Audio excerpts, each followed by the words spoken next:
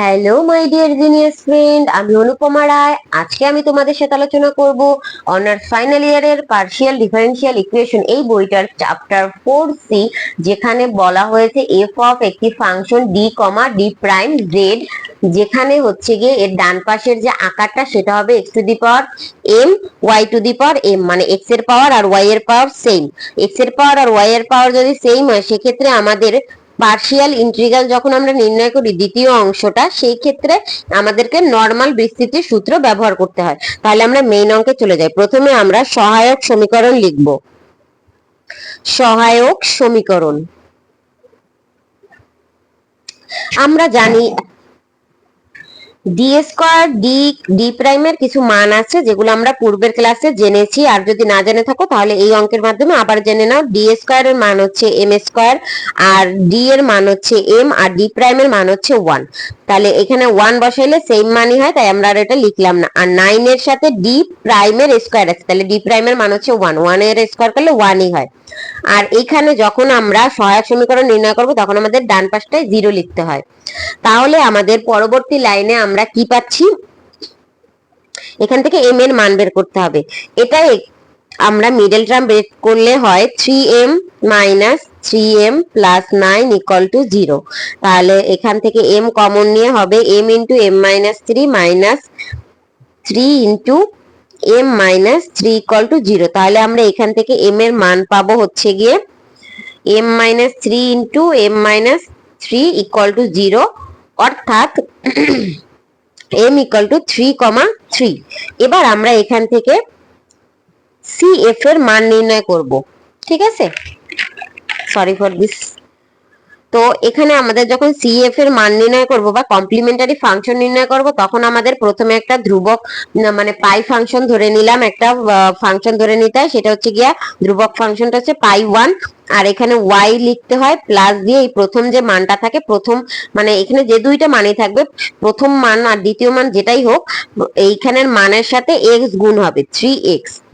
তারপরে হচ্ছে গিয়ে প্লাস দিয়ে পাই 2, আর y প্লাস সেম ভাবে দ্বিতীয় মানের সাথে x গুণ করে এটা প্লাস দিয়ে দেওয়া হয়। এখন আমরা দেখতে পাচ্ছি কি, পূর্বের অঙ্কেও আমরা দেখেছি, যদি এই দুইটা মান সমান হয়, সেম মান বের হয়, তাহলে আমাদের দ্বিতীয় মানের আগে একটা চলক x আনতে হয়। কি নিতে হয়? x। তাহলে এইটা গেল আমাদের CF। এবার আমাদেরকে আবার দিয়ে আমরা পার্টিকুলার ইন্টিগ্রাল নির্ণয় করব। পার্টিকুলার ইন্টিগ্রাল নির্ণয়ের জন্য আমরা এখানে 1 বাই মেইন যে ফাংশনটা দেওয়া আছে আমাদের প্রশ্নে, ফাংশনের বাম পাশের এই মানটা আমরা 1 বাই দিয়ে লিখে নেব। 1 by d square minus 6d d prime plus 9d প্রাইমের স্কোয়ার। আর এখানে ডান পাশে যে আর দুইটা মান আছে, এই যে ডান পাশের চলকের এইটা এক্স স্কোয়ার ওয়াই স্কোয়ার, এটা বসিয়ে দেব। এবার আমাদেরকে এইখানে নিচের যে অংশটা আছে এটা একটা সূত্রে পড়ে, সেই সূত্রটা আমরা লিখে দেব a মাইনাস বি হোল স্কোয়ারের সূত্রে পড়ে। ঠিক আছে, সেই সূত্রটা হচ্ছে গিয়ে D minus D minus 3d প্রাইমের হোল স্কোয়ার, আর এখানে থাকে y x square y square. এবার আমাদের যদি নর্মাল বিস্তৃতির সূত্রে ফেলাতে হয়, তাহলে আমাদের প্রথম পদটায় একটা 1 আনতে হয়, আর এইটা y এর পদ হয়। 1 মাইনাস y এর যে বিস্তৃতির সূত্র আছে আমরা সেই সূত্র এখানে অ্যাপ্লাই করব। ঠিক আছে, কোন সূত্রটা বলো তো? আমি এখানে হচ্ছে গিয়ে সূত্রটা হচ্ছে গিয়ে একটু কোথায় লিখে দিই, এই ডান পাশেই লিখে দেই। আমি এখানে সূত্রটা লিখে দিই। 1 মাইনাস y এর ইনভার্স 2 এর একটা সূত্র আছে, সেটা হচ্ছে গিয়ে বিস্তৃতির সূত্র। বিস্তৃতির সূত্র হচ্ছে 1 plus 2y plus 3y square plus 4y cube plus dot dot dot, এরকম অগণিত চলতে থাকবে। ঠিক আছে, তো এবার যদি আমাদের এই আকৃতিটা আনতে হয়, তাহলে আমাদেরকে এখানে ডি দ্বারা ভাগ করতে হবে এই প্রথম পদটাকে 1 করার জন্য। তাহলে আমরা যদি ডি দ্বারা ভাগ করি সেক্ষেত্রে আমাদের আগেও একটা ডি আনতে হবে। এখানে 1 minus 3d prime by d, টোটালটা স্কোয়ার, ঠিক আছে, আর এক্স স্কোয়ার ওয়াই স্কোয়ার। এবার আমরা এখানে যে মানটা পাই সেটা হচ্ছে 1/d এর স্কোয়ার, আর এই টোটালটা হচ্ছে গিয়ে 1 minus 3d dash by d এর হোল স্কোয়ার আর এক্স স্কোয়ার ওয়াই স্কোয়ার। এবার আমরা এখানে এটাকে সূত্রে নিয়ে আসি, 1/d স্কোয়ারকে আমরা বাইরে নিয়ে আসি আর এটাকে উপরে উল্টায়ে দিই, তাহলে আমাদের সূত্র পড়ে যায় 1/3d dash by d inverse 2 into x square y square. আপাতত এইটুকু বুঝতে আশা করি কারো কোনো প্রবলেম হয়নি। এবার আমরা বিসিডিতে সূত্রটা অ্যাপ্লাই করবো, যেটা আমি ওই পেজে দেখাবো। এইটা হচ্ছে 1 আর এই 3d ড্যাশ বাই d হচ্ছে কি y, ঠিক আছে। তাহলে এখানে আমরা 1/d স্কোয়ার কে রেখে দেই আর ভিতরে সূত্র বসাই, 1 প্লাস 3d প্রাইম ছিল, তাই না? 3d যদি প্রাইম থাকে সেক্ষেত্রে যদি আমাদের আগে একটা 2 গুণ হবে সূত্র অনুযায়ী, মনে আছে তো তোমাদের? সেই 2 যদি গুণ হয় তাহলে 3 ইন্টু 2 তে 6 হয়, 6d prime by d, plus আগে একটা 3 আছে, প্লাস হচ্ছে গিয়ে 3d প্রাইম মানে y এর whole square, plus 4 into y এর মানে y মানে 3d প্রাইম বাই d এর whole cube, plus dot dot dot, ঠিক আছে। আর এখানে এক্স স্কোয়ার ওয়াই স্কোয়ার। আমরা এই পর্যন্ত মানগুলোকে নিলাম। এবার আমরা পরবর্তী ধাপে অঙ্ক করে নেব। 1/d স্কোয়ার রয়ে গেল, আর এই এক্স স্কোয়ার ওয়াই স্কোয়ার কে 1 এর সাথে গুণ করে দেই ব্র্যাকেটের ভিতরে, এক্স স্কোয়ার ওয়াই স্কোয়ার। আর যদি আমরা জানি ডি প্রাইমের অর্থ হচ্ছে ওয়াই এর সাপেক্ষে অন্তরীকরণ, ঠিক আছে।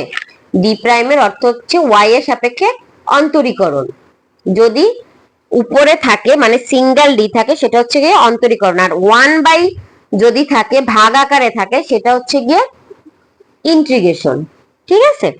তাহলে এক মিনিট তোমাদেরকে আমি একটা রাফে জিনিসটা একটু বুঝাই যাতে তোমাদের কোনো ডাউট না থাকে। ডি এর অর্থ হচ্ছে এক্স এর সাপেক্ষে অন্তরীকরণ, আর ডি প্রাইমের অর্থ হচ্ছে ওয়াই এর সাপেক্ষে অন্তরীকরণ, আর 1/d এর অর্থ হচ্ছে এক্স এর সাপেক্ষে ইন্টিগ্রেশন বা যোগজীকরণ, আর 1/d প্রাইমের মানে হচ্ছে ওয়াই এর সাপেক্ষে ইন্টিগ্রেশন। তাহলে আশা করি জিনিসটা ক্লিয়ার হয়েছে, এখানে আর কোনো ডাউট তোমাদের নেই। তাহলে এবার আমরা যদি আছে কি এখানে ডি প্রাইম, তারা আমাদের এই সূত্রটা অ্যাপ্লাই করতে হবে, মানে ওয়াই এর সাপেক্ষে। ওয়াই এর সাপেক্ষে যদি আমাদের এগুলো কিন্তু আংশিক অন্তরীকরণ, ঠিক আছে, আংশিক।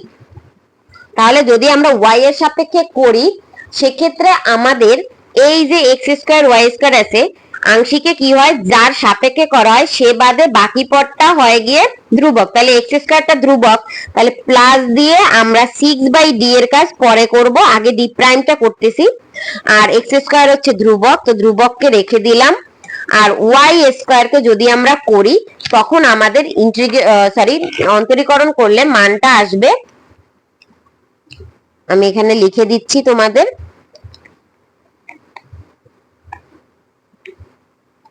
ওয়াই স্কোয়ার কে করলে ওয়াই আসে আর ইনটু একটা 2 আসে, ঠিক আছে। তো 2y আসে এক কথায়, সেই 2y কে আমরা লিখে দিলাম, প্লাস এইখানে আছে কি 3 × 27, তাহলে এই 27 আর ডি কে আমরা বামে রাখলাম, আর হচ্ছে ডি প্রাইম স্কোয়ার মানে ডি প্রাইমের উপর স্কোয়ার মানে 2 বার অন্তরীকরণ করা হয়েছে। স্কোয়ারের অর্থ হচ্ছে 2 বার অন্তরীকরণ। তাহলে 2 বার যদি অন্তরীকরণ করা হয় ওয়াই স্কোয়ার কে 2 বার অন্তরীকরণ করলে ওয়াই স্কোয়ারের মান আসবে শুধুমাত্র 1, আর এক্স স্কোয়ার ধ্রুবক ইনটু সেই 1 আমরা দিয়ে দিলাম। এরপরে আমাদের 3 বার অন্তরীকরণের কথা বলা আছে, তার মানে 1 কে 2 বার অন্তরীকরণ করলে যদি y হয় তাইলে ওয়াই স্কোয়ার কে 3 বার করলে হয়ে যাবে 0। তাহলে আমাদের পরের পদটা লেখার আর কোনো প্রয়োজন নেই, 0 হয়ে গেলে সেই পদটা আর আমরা নেব না। এবার আমরা পরের স্টেপে 1/d² দিয়ে এবার আমরা মানের এইখানে যে x² y² আছে সেটা জায়গায় থাকবে, আর প্লাস দিয়ে এইখানে যেহেতু 6 আছে আর এই 2 আছে মানে 12 কে রেখে দিলাম। আর হচ্ছে গিয়ে 12 এর সাথে এখানে আমাদের আছে y হচ্ছে গিয়ে যেহেতু 1/d তার মানে x এর সাপেক্ষে ইন্টিগ্রেশন করা হবে, তাহলে y আমাদের ধ্রুবক, তো y কে আমরা এখানে রেখে দেই। আর আমাদের যখন x² কে ইন্টিগ্রেশন করি তখন হয় x 2 + 1 মানে 3 আর নিচে 2 + 1 মানে 3। ঠিক আছে, তারপরে আমরা প্লাস দিয়ে সেম ভাবে এখানে 27 কে রেখে দিলাম। আর x² কে যদি আমরা একবার ইন্টিগ্রেশন করি, আচ্ছা সরি এটা একবার হবে না, দুইবার, কারণ এখানে যদি উপরেরটা স্কয়ার হয় তাহলে নিচেরটাও স্কয়ার, এখানে একটা স্কয়ার আছে। ঠিক আছে, তাহলে দুইবার যদি আমরা ইন্টিগ্রেশন করি সেক্ষেত্রে ইন্টিগ্রেশন করলে আমাদের মান আসে, একবার করলে আসে x⁴/3, তাইলে আর একবার করলে আসবে x⁴/4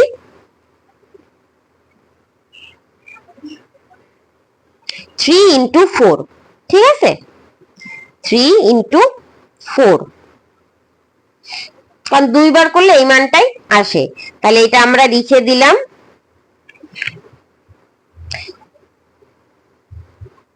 তারপরে তাহলে আমাদের এইখানের থিমটা আবার একবার বলে দিই।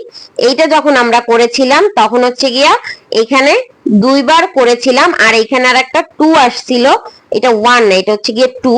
তো কারণ এখানে y² এর সহগ ছিল 2, তাহলে এই 27 এর সাথে 2 হচ্ছে গিয়ে গুণ অবস্থায় থাকলে আমরা হচ্ছে গিয়ে 27 এর সাথে 2টাকে এখানে লিখে দিলাম 2x⁴, এইখানে যে 27 এর সাথে 2 সেইটাই ওইখানে লিখে দিলাম। তো এভাবে আমাদের মানটা আসে। তাহলে আমরা পরবর্তী লাইনে যখন অঙ্কটা ক্যালকুলেশন করব একবারে আমরা একটু ভাগগুলো করে নেই। x² y² প্লাস এইখানে করলে পর কাটাকাটি করলে পর 3 আর 12 ভিতরে 4 বার যায় 4x³ y, আর এইখানে আমাদের 54, এই 27 আর 2 মিলে হয় 54 আর 3 নিচে হয় 12। যদি 54 আর নিচে 12 থাকে সেক্ষেত্রে আমাদের এইখানে থাকে 9/2 আর হলো x⁴। ঠিক আছে, এই পর্যন্ত আশা করি তোমাদের অঙ্ক ক্লিয়ার হয়ে গেছে, বুঝতে কোনো প্রবলেম নাই। যদি কোনো প্রবলেম থাকে তাহলে আমাদের বলতে হবে এই কমেন্ট বক্সে, আমরা এখানে বুঝিয়ে দেওয়ার চেষ্টা করব। তাহলে এই ইন্টিগ্রেশনের সিস্টেমটা হয়ে গেল। এবার আমাদেরকে এই যে 1/d² আছে মানে দুইবার x এর সাপেক্ষে ইন্টিগ্রেশন করতে হবে টোটালটাকে। ঠিক আছে, তাহলে আমরা একবার ইন্টিগ্রেশন করি।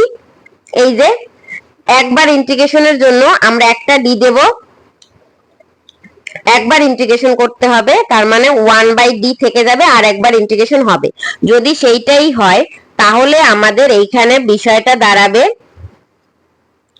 একবার করলে পর এইখানে কি স্কয়ার আছে হয়ে যাবে 3/3y²। x এর সাপেক্ষে যেহেতু y হচ্ছে ধ্রুবক তাই মানে প্লাস দিয়ে আসবে, এখানে 4 আছে y ধ্রুবক x⁴/4 আর y রয়ে যাবে। তারপরে আছে 9/2 আর x⁴ কে করলে হয় x⁵5/5 ব্র্যাকেট ক্লোজ। এরপরে আমরা পরের লাইনে আরেকবার ইন্টিগ্রেশন করব। এইবার ইন্টিগ্রেশন করলে হয় কি x⁴/3 × 4, কারণ এখানে পাওয়ার 4 আর এই 3টা আগে থাকতেই ছিল আর y ধ্রুবক তাই রেখে দিলাম। এখানে 4 কাটা যায় আর x⁴ কে যদি আমরা ইন্টিগ্রেশন করি তাহলে হয় x⁵5/5 আর y রয়ে যায়। প্লাস দিয়ে আমরা যদি এইখানে 9/10 করলাম, 5 দুগুণে 10, আর x⁵ কে যখন আমরা করি তাহলে হয় x⁵6/6। ঠিক আছে, আশা করি এইটুকু বুঝতে কারো কোনো প্রবলেম হয়নি। এবার আমরা ক্যালকুলেশন করে মানটাকে ছোট বড় করে নিই। এখানে হয় x⁴/y² by 12 plus x to the power 5 y by 5 plus এখানে হয় 9/60। এখন 9/60 কে ভাগ করলে আবার হয় 3/20, কারণ এখানে 6 দিয়ে এখানে হচ্ছে যদি আমরা কাটাকাটি করি তখন হয় যে 9 আছে আর এখানে 6 আছে। আমরা যদি 3 দিয়ে কাটাকাটি করি এখানে হয় 3 3 9, উপরে থাকে 3 আর এখানে থাকে 2, তাহলে এইটার সাথে যদি এই যে 3 3 9 আর এখানে থাকে 2, তাহলে হয় 2 10 কে 20, তাহলে এই আমাদের মান আসে আর এইখানে থাকে x টু দি পাওয়ার 6। তাহলে এই আমাদের আসে পি এর মান বা পার্টিকুলার ইন্টিগ্রালের মান। এবার আমাদেরকে এই পি এর মান আর সিএফ এর মান যোগ করতে হবে নির্ণয়ের সমাধান নির্ণয়ের জন্য। তাহলে নির্ণয় সমাধান z equal to CF plus PI, তাহলে হয় pi 1 y plus 3x plus x pi 2 y plus 3x plus এই টোটাল মানটাকে লিখে দিতে হবে x to the power 4 y square by 12 plus x to the power 5 by y by 5 plus 3/20 into x to the power 6। এইটাই আমাদের নির্ণেয় answer. যদি তোমাদের কোনো রকম কোনো ডাউট থাকে তাহলে আমাদেরকে ইনবক্স করতে হবে, আমরা তোমাদেরকে যা প্রবলেম আছে তার সমাধান দিয়ে দেবো। ঠিক আছে, তো আজকের মতো এখানেই বিদায় নিচ্ছি। ভালো থেকো সকলে।